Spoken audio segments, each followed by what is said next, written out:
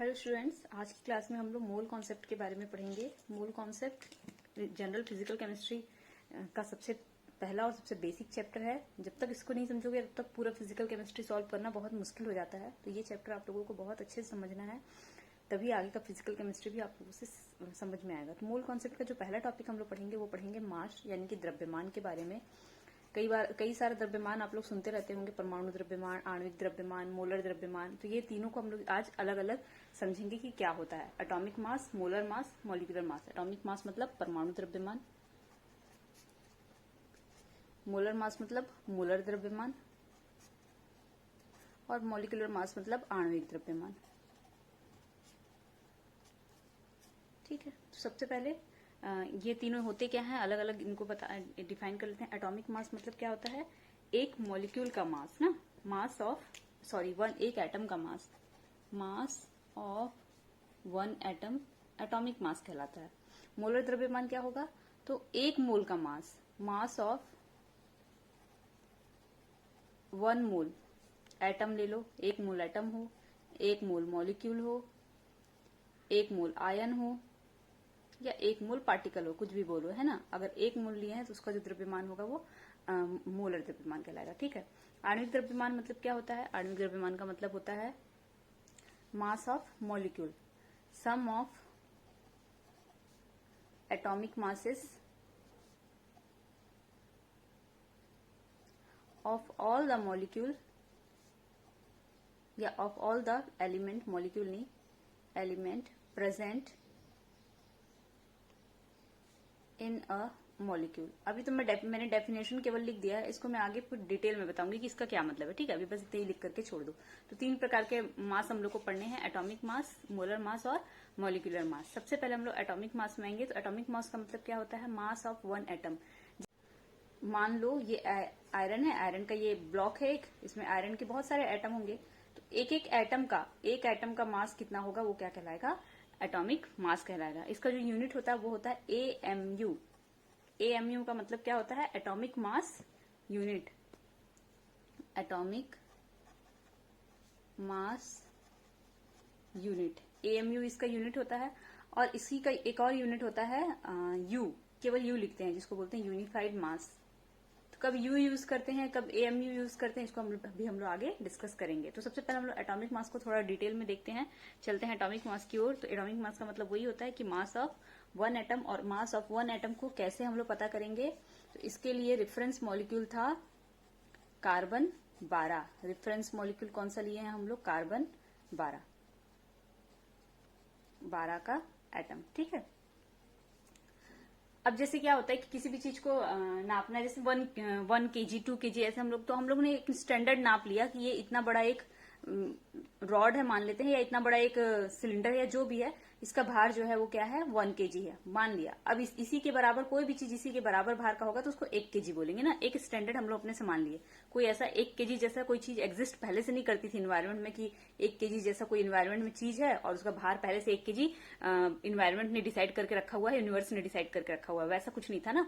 खुद से किसी ने इसको अपने से स्टैंडर्ड बनाया है। तो वैसे ही जब एटॉमिक मास के बारे में पता करने की जरूरत पड़ी, किसी एक एटम के मास की जब पता करने की जरूरत पड़ी वैज्ञानिकों को, तो उन्होंने क्या सोचा कि हम लोग एक स्टैंडर्ड क्रिएट कर लेते हैं। तो उन्होंने क्या स्टैंडर्ड क्रिएट किया कि mass of one carbon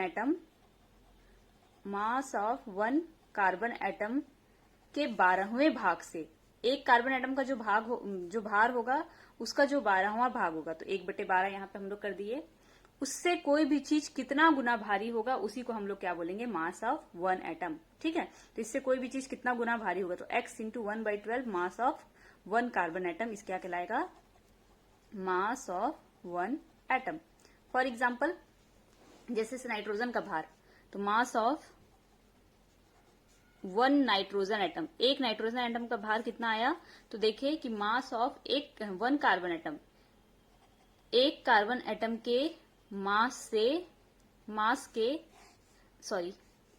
into 1/12 के 12वें हिस्से से एक नाइट्रोजन का जो भार आ रहा था वो 14 गुना ज्यादा आया। ठीक है, फिर mass of one hydrogen atom, तो मास ऑफ वन हाइड्रोजन नहीं कहते हैं, ऑक्सीजन कर देते हैं, ऑक्सीजन एटम। तो ऑक्सीजन का जो भार आया वो कार्बन के एक एटम से मास ऑफ 1 कार्बन एटम के 12वें हिस्से से 16 गुना ज्यादा आया। ठीक, वैसे ही अगर हम लोग सोडियम एटम का ले लेंगे, पोटेशियम एटम का ले लेंगे, जिस भी एटम का ले लेंगे, तो सोडियम का जैसे 23 गुना ज्यादा आया। कितने से? एक कार्बन एटम के 12वें हिस्से के भार से 23 गुना ज्यादा आया। ठीक है, तो ये इसका भार क्या होगा कार्बन का 14, इसका भार क्या हुआ 16 और इसका भार क्या हुआ 23। यूनिट क्या हो गया AMU, AMU और AMU। तो अब देखो AMU का मतलब यहां से क्लियर है कि AMU का मतलब क्या है। AMU का मतलब है 1/12 into mass of 1 carbon atom, ये हो गया AMU।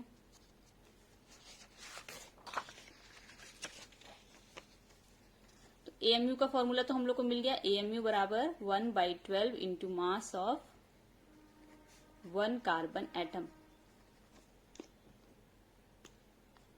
अब चूंकि एक कार्बन एटम का भार हम लोग पहले तो पता कर नहीं सकते थे, पहले इतने अच्छे टेक्नोलॉजी डेवलप थे नहीं, लेकिन अब समय के साथ जब अच्छे टेक्नोलॉजी डेवलप्ड हो गए, अच्छे इंस्ट्रूमेंट्स आ गए, तो इस एक कार्बन एटम का भार हम लोगों ने पता कर लिया मास स्पेक्ट्रोस्कोपी से, और वो आया 1.99 इंटू 10⁻⁻23 ग्राम में आ गया भार। ठीक है, तो अब AMU का वैल्यू कितना हो जाएगा, AMU is equal to 1/12 into 1.99 into 10⁻⁻23 ग्राम।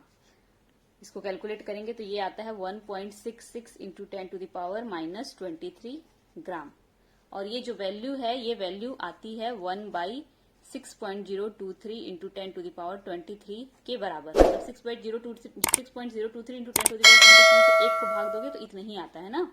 ठीक है, और ये क्या है 6.023 इंटू 10⁻23, इसका मतलब क्या है Avogadro number, Avogadro number Na से डिनोट करते हैं, तो हम लोग और क्या लिख सकते हैं इसको 1/Na। किसके बराबर होता है एवोगैड्रो नंबर, 1 मोल के बराबर होता है ना। ठीक है, तो 1/Na भी लिख सकते हैं। तो AMU का फॉर्मूला अब क्या हो गया, AMU इज इक्वल टू, या तो लिखो सीधे सीधे 1.66 इंटू 10⁻⁻23 ग्राम ये वाला, या फिर डायरेक्ट लिखो 1/Na। ये भी एक इंपॉर्टेंट मिल गया हम लोग को, AMU का फॉर्मूला मिल गया था, अब AMU का हम लोगों को वैल्यू मिल गया। और जब भी इतना लिखोगे तो आंसर किस में आएगा, आपका ग्राम में आंसर आएगा। ठीक है, अब मतलब अगर हम लोग को अब किसी चीज का एब्सोल्यूट वैल्यू निकालना हो, यहाँ पे तो हम लोग सिर्फ क्या निकाले थे कि इतने कार्बन के 12वें हिस्से से 14 गुना भारी है, तो ये कार्बन के एक एटम के 12वें हिस्से से 16 गुना भारी है। सोडियम ले रहे थे तो कार्बन के एक एटम के 12वें हिस्से से 23 गुना भारी है, ऐसे आ रहा था ना, लेकिन एग्जैक्ट अमाउंट नहीं आ रहा था। ठीक है, तो अब एग्जैक्ट अमाउंट ग्राम में कितना आएगा, तो एक नाइट्रोजन एटम का भार, मास ऑफ 1 नाइट्रोजन एटम आया कितना था हमारा 14 गुना भारी, तो 14 AMU लिखे थे। अब AMU की जगह पे क्या हो जाएगा 14 इंटू 1.66 इंटू 10⁻⁻23, तो हमारा कार्बन नाइट्रोजन के एक एटम का क्या आ जाएगा भार। इसको कैलकुलेट कर लेते हैं कितना, ये वैल्यू आएगा 23.24 इंटू 10⁻⁻23 ग्राम। मतलब नाइट्रोजन का एक एटम निकाल के अगर उसका वेट निकालोगे तो इतने ग्राम का होता है। ठीक है, सेम ऐसे ही एक ऑक्सीजन एटम का अगर वेट निकालना है तो एक ऑक्सीजन एटम का वेट आता है 16 AMU, तो यहाँ पे हो जाएगा 16 इंटू ग्राम में आपको चाहिए तो 1166 इंटू 10⁻⁻23 ग्राम, और जब 16 इंटू 1.66 इंटू 10⁻⁻23 करोगे तो 26.56 इंटू 10⁻⁻23 ग्राम, ये आ गया ऑक्सीजन एटम का भार। ठीक है, अगर इसी को किलोग्राम में ले जाओगे तो ये हो जाएगा 23.24 इंटू 10⁻⁻27 किलोग्राम ना। बस 23 की जगह पे क्या हो जाएगा 27, तो यहाँ पे भी आप चाहो तो लिख सकते हो, इसको किलोग्राम में लिखना है तो 1.66 इंटू 10⁻⁻27 किलोग्राम।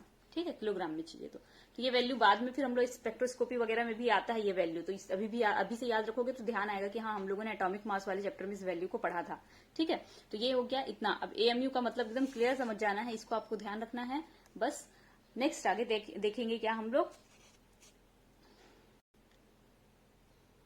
Molar mass. अभी हम लोगों ने देखा है एटॉमिक मास। एटॉमिक मास मतलब सिंगल एटम का मास। तो जब भी आपको एक एटम का मास लिखने के लिए बोले, मास ऑफ 1 एटम, तो हमेशा क्या यूज करेंगे, एक एटम का मास लिखने के लिए बोले तो हमेशा एटॉमिक मास यूज करेंगे, और यूनिट क्या आएगा AMU। जितना भी आपका भार हो वो भार हो, और उसके साथ यूनिट क्या आएगा AMU। तो नेक्स्ट है मोलर मास क्या है। मोलर मास के लिए हम लोग देखेंगे, मोलर मास का मतलब होता है मास ऑफ 1 मोल एटम या जो भी मॉलिक्यूल जो भी आपको लेना चाहते हैं, मास of 1 mole of atom, mass of 1 mole atom, या मॉलिक्यूल लिख लो, या आयन लिख लो, या पार्टिकल्स लिख लो। यहां पे देखो एक नाइट्रोजन एटम का भार कितना आ रहा था, 23.24 गुणित 10 का घात -23 ग्राम, है ना। ये एक नाइट्रोजन का भार आ रहा था, एक नाइट्रोजन, ठीक है। अब हम लोग यहाँ पे ऐसे ही नाइट्रोजन के टोटल कितने ले लें, 1 मोल ले लें। टोटल हम लोग नाइट्रोजन का कितना अमाउंट ले लें, 1 मोल। और 1 मोल का मतलब कितना है, कितने सारे एटम होंगे 1 मोल में, 6.023 इंटू 10⁻23। तो टोटल यहाँ पे अभी तो मैंने 6 बारी बनाया है, उतना तो बनाना संभव नहीं है, तो यहाँ पे टोटल कितने होने चाहिए, टोटल मिलाकर के 6.023 इंटू 10⁻23 एटम्स जब बना लोगे, तो अभी एक नाइट्रोजन को जब वेट किए तो उसका वेट कितना आया, 23.24 इंटू 10⁻23 ग्राम। और अगर एएमयू में लिखोगे, सिंगल है तो ग्राम में लिखोगे तो इतना आया, और अगर एएमयू में लिखोगे तो कितना आया, 14 एएमयू आया। ग्राम में लिखे तो ये इतना वैल्यू आया। और जब इतने पूरे को एक साथ ऐसे एक एटम के जैसे ये एक एटम का भार इतना आया, वैसे ही अगर टोटल इतने एटम को लेकर के एक साथ वेट करोगे, उसको तौलोगे मान लेते हैं, तो उसका वेट कितना आएगा, तो जो भी वेट आएगा उसी को हम लोग बोलेंगे मोलर मास। तो अभी हम लोग देखते हैं कि ग्राम में वो कितना आंसर आता है ना, ग्राम में निकालेंगे हम लोग, तौलने के बाद कितना ग्राम आ रहा है, तो उसको हम लोग क्या बोलेंगे, मोलर मास बोलेंगे। तो मोलर मास मतलब mass of 1 mole atom, 1 mole molecule, या 1 मोल आयन, या 1 मोल पार्टिकल, कुछ भी 1 मोल ले रहे हो अगर, और उसका मास निकाल रहे हो, उसको वेट कर रहे हो, तो उसका जो भार आएगा, द्रव्यमान आएगा, वो क्या आएगा, मोलर मास उसको हम लोग कहेंगे। अब 1 मोल का मतलब क्या होता है, तो 1 मोल का मतलब होता है 6.023 इंटू 10⁻23, और इसी को हम लोग क्या बोलते हैं, एवोगैड्रोज नंबर। और इसको किससे डिनोट करते हैं, Na से डिनोट करते हैं। ये तो ध्यान रखना है सबको, ठीक है। अब मोलर मास मतलब हम लोग क्या बोले कि मान लेते हैं, लिखा हुआ मान लेते हैं molar mass of X atom अगर हम लोग बोल रहे हैं, तो इसका मतलब क्या है, mass of 1 mole of X atom, या इसी का मतलब क्या है, mass of 6.023 into 10⁻23 x atom. इतने सारे एक्स एटम का मास क्या होगा, मोलर मास कहलाएगा, ठीक है। तो अब देखो, अगर आपको एक एक्स एटम का भार पता है, मास ऑफ 1 एक्स एटम, तो आप लोग इतने से मल्टीप्लाई कर दोगे 6.023 इंटू 10⁻23, तो क्या आ जाएगा, mass of 1 mole of atom आ जाएगा, mass of 1 mole of X atom आ जाएगा। और mass of 1 mole of X atom ही क्या है, मोलर मास, ठीक है, यही मोलर मास है ना। तो मोलर मास बराबर क्या हो गया, मास ऑफ 1 एक्स एटम, या एक्स है नहीं, इंटू 6.023 इंटू 10⁻23, या इसी को मैं लिख सकती हूँ एवोगैड्रो नंबर। ये है क्या, मास ऑफ 1 एक्स एटम। तो मोलर मास बराबर ये आ गया। अब मास of 1 X atom, single atom का भार रहता है तो उसको कैसे लिखते हैं हम लोग, सिंगल एटम का भार होता है तो उसको हम लोग लिखते हैं एएमयू। एएमयू में ना एक्स एटम है तो एक्स एएमयू हो जाएगा, इंटू Na। अब एएमयू में हम लोग पढ़ चुके हैं कि एएमयू का मतलब क्या होता है, AMU is equal to 1/Na। देख चुके हैं आप लोग कि एएमयू का मतलब क्या है यहाँ पे, तो AMU is equal to 1/12 into mass of 1 carbon atom, या इसी को हम लोग क्या लिखते हैं, AMU is equal to 1/Na। यहाँ पे हम लोग देख चुके हैं, ठीक है। तो अब एएमयू की जगह पे ये वैल्यू हम लोग रख देते हैं, AMU is equal to 1.66 into 10⁻23, या फिर 1/Na। मैं 1/Na लिख देती हूँ। तो molar mass of X is equal to क्या हो जाएगा, एक्स इंटू एएमयू की जगह पे 1/Na, और यहाँ पे ऑलरेडी Na था, ठीक है। तो अब क्या हो जाएगा, इस Na से ये वाला Na कैंसिल हो जाएगा, बचेगा क्या, अच्छा ये ग्राम में आता है ना, बचेगा x ग्राम। तो आंसर क्या आएगा, x ग्राम।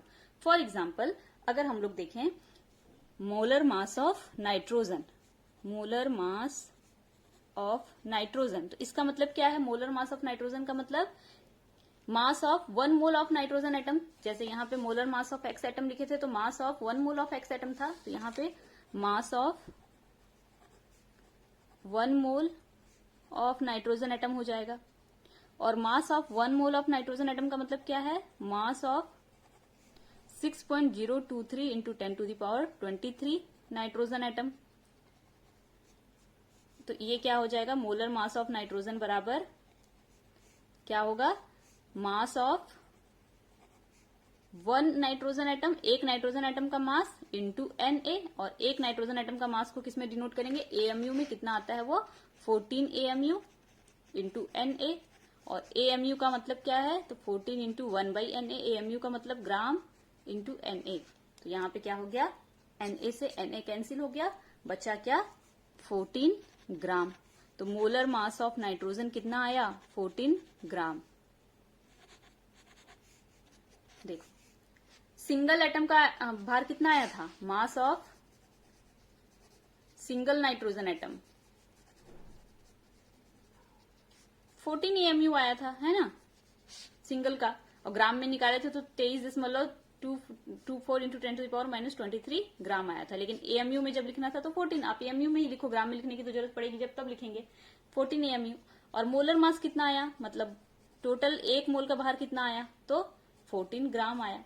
तो आंसर सेम आया, यहाँ भी 14 यहाँ भी 14, बस यहाँ AMU था यूनिट में, यहाँ ग्राम था, और जब AMU को बदलेंगे तब जाके बदलेगा ना आंसर, ठीक है। तो यहाँ AMU, यहाँ ग्राम। ऐसे ही सेम ऑक्सीजन का अगर हम लोग देखेंगे तो ऑक्सीजन का भी क्या होगा, देखो यहाँ पे ऑक्सीजन का अगर मोलर मास देखना है, मोलर मास ऑफ ऑक्सीजन,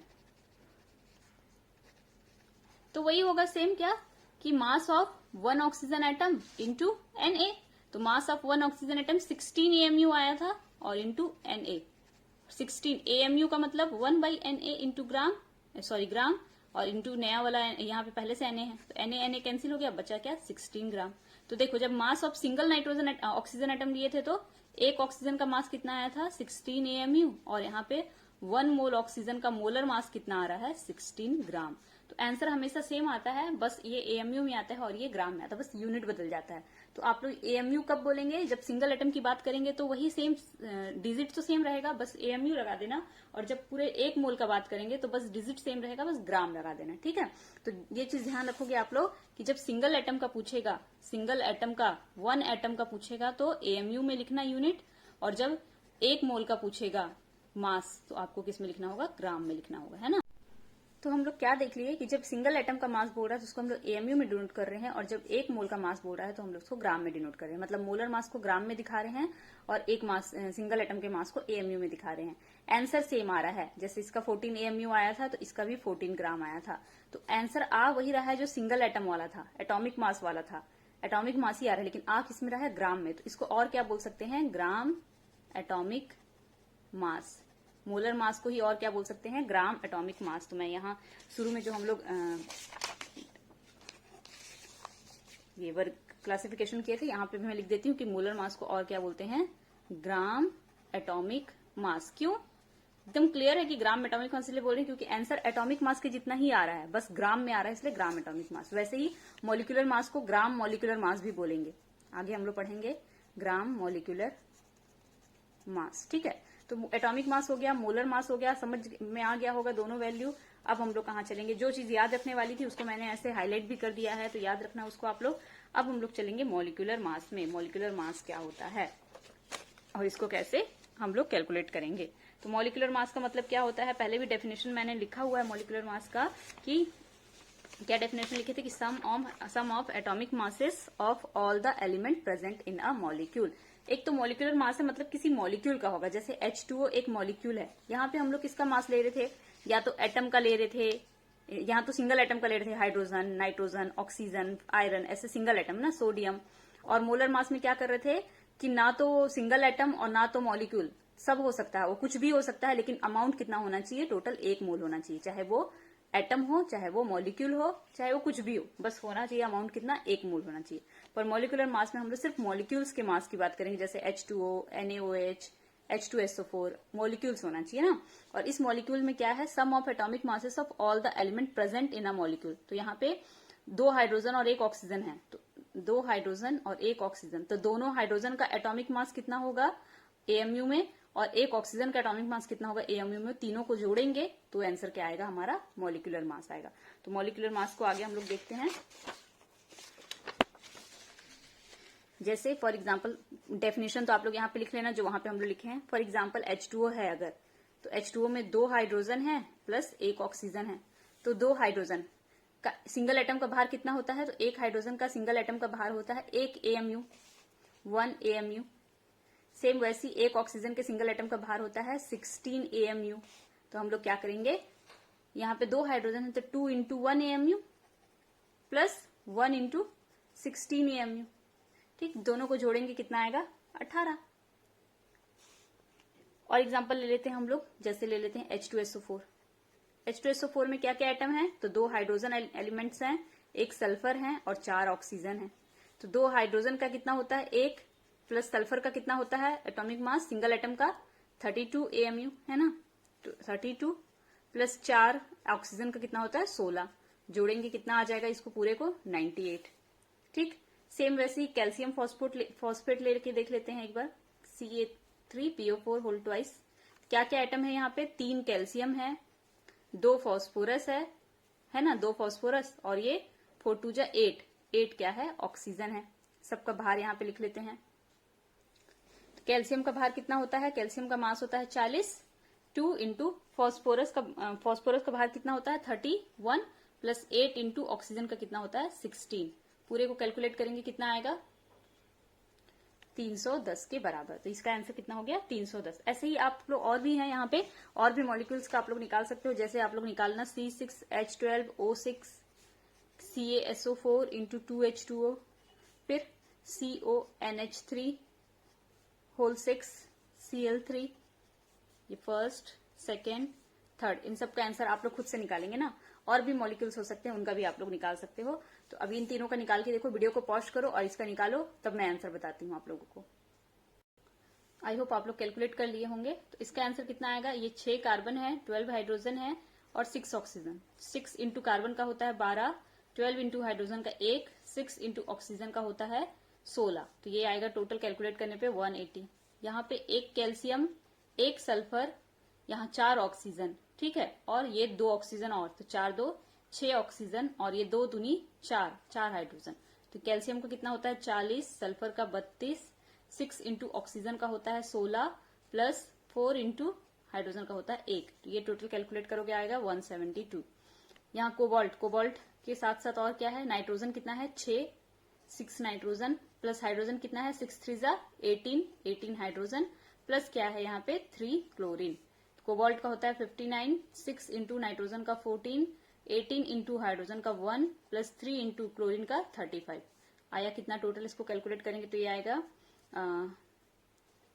266 के इक्वल आएगा। ठीक है, अब ये मत सोचो कि अरे मुझे तो नाइट्रोजन का भार पता नहीं है, मुझे तो हाइड्रोजन का भार ही नहीं पता, मुझे तो क्लोरीन पता ही नहीं, कोबाल्ट पता ही नहीं है, ये सब कहाँ से याद रखेंगे, सबको याद कैसे करेंगे। सबको याद करने की जरूरत नहीं है, जिसको याद करना है वो मैं बाद में आपको वीडियो के लास्ट में बता दूंगी। धीरे धीरे जैसे जैसे प्रैक्टिस करते जाते हैं ना हम लोग, तो सब अपने अपने खुद ब खुद याद होने लगता है। तो अभी से आपको सबको याद करने की जरूरत है। अब नाइट्रोजन, ऑक्सीजन, हाइड्रोजन ये सब तो एकदम कॉमन है, ये तो आपको अभी से पहले से ही याद होगा। पर जैसे कोबाल्ट है, आयरन है, सिल्वर है, ये सब भी याद करना पड़ता है हम लोग को, तो वो थोड़ा याद रखने की जरूरत पड़ेगी 2-4, लेकिन वो प्रैक्टिस करते करते क्वेश्चन बनाते बनाते खुद ब खुद याद हो जाता है। तो एकदम से पैनिक नहीं होना है उसके लिए ना। ठीक है, तो ये हो गया मॉलिक्यूलर मास। अब इसको भी हम लोग कैसे लिखेंगे, चूंकि हम सारे भार किसमें थे, AMU में थे, तो हम लोग ये लिखेंगे 180 AMU। ठीक, अब लेकिन AMU मतलब तो होता है एटॉमिक मास यूनिट, एक एटम का यूनिट। यहाँ पे तो हम लोग मॉलिक्यूल की बात कर रहे हैं, तो AMU की जगह पे हम लोगों ने शुरू में ही क्या डिस्कस किया था कि इसके 2 यूनिट हैं, या तो AMU लो या तो U लो। तो जब एटम की बात करते हैं तब तो AMU ठीक बैठता है, लेकिन जब मॉलिक्यूल की बात करते हैं तो AMU को लिखने में एटॉमिक मास, एटम का मास हो जा रहा है वो, तो वो गलत हो जाता है। तो वहां के लिए क्या यूज होता है, यूनिफाइड मास। तो यहाँ पे हम लोग AMU की जगह पे क्या लिखेंगे 180U। ठीक है, और अगर इसी को अगर ये बोले, यहाँ पे तो ये हम लोग एक मॉलिक्यूल का मास निकाले हैं कितना 180U। जैसे एक एटम का मास निकलता है वैसे एक मॉलिक्यूल का निकाले हैं। जैसे ये मान लेते हैं C6H12O6 ग्लूकोज है, ग्लूकोज का एक मॉलिक्यूल है, तो इसका भार कितना आया 180U। लेकिन यहाँ पे ग्लूकोज के टोटल अगर हम लोग रख दें कितने 6.023 इंटू 10⁻23 मॉलिक्यूल्स रख दें ग्लूकोज के, तो मतलब ये क्या है 1 मोल मॉलिक्यूल है। ठीक, 1 मोल ग्लूकोज। तो अब जब इसका भार निकालेंगे तो वो किस में आएगा, मोलर मास कहलाएगा। उसका भार क्या कहलाएगा, मोलर मास। और वो किस में आएगा, ग्राम में आएगा तो सेम आप लोग पढ़ चुके हो कि सेम आंसर आता है, बस आता किस में है, ग्राम में। ठीक है, तो यहाँ पे मॉलिक्यूलर मास के भी 2 टर्म हो जाएंगे। अगर मॉलिक्यूलर मास के भी दो टर्म होंगे, एक किस में आएगा AMU में, और AMU वाले को हम लोग AMU ना लिख करके क्या लिखेंगे U केवल, और एक किस में आएगा मोलर मास आएगा वो मोलर मास किसमें हम लोग दर्शाएंगे, ग्राम में। ठीक है, जैसे यहाँ पे कैल्शियम सल्फेट का आया कितना है 172, तो 172 यू लिखो अगर एक मॉलिक्यूल का बता रहे हो तो, और अगर एक मोल मॉलिक्यूल का बता रहे हो तो 172 ग्राम लिखोगे। ठीक है, तो यहाँ पे भी सेम वैसे ही है मोलर मास के जैसा मोलर मास में था।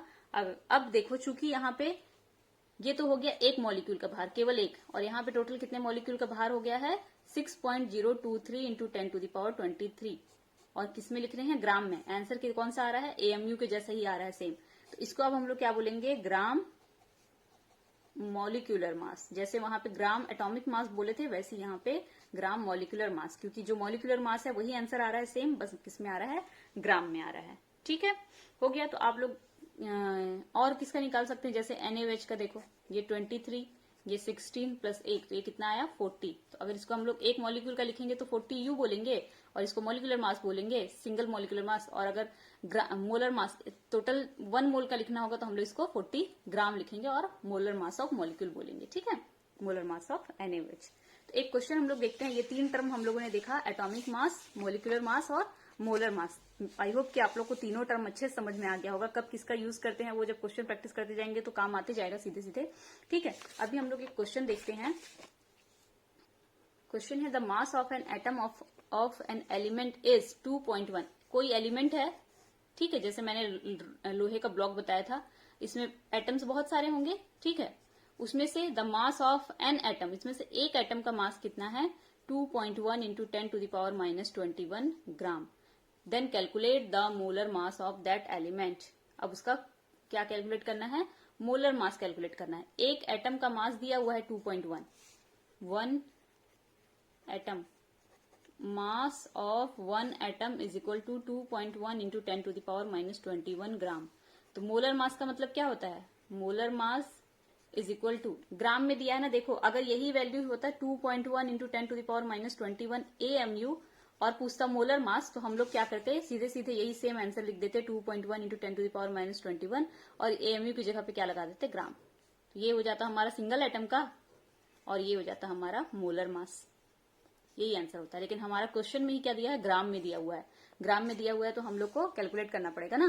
तो एक एटम का ग्राम में भार इतना है, तो मोलर मास का मतलब क्या होता है 6.023 इंटू 10⁻23 एटम्स होते हैं, है ना।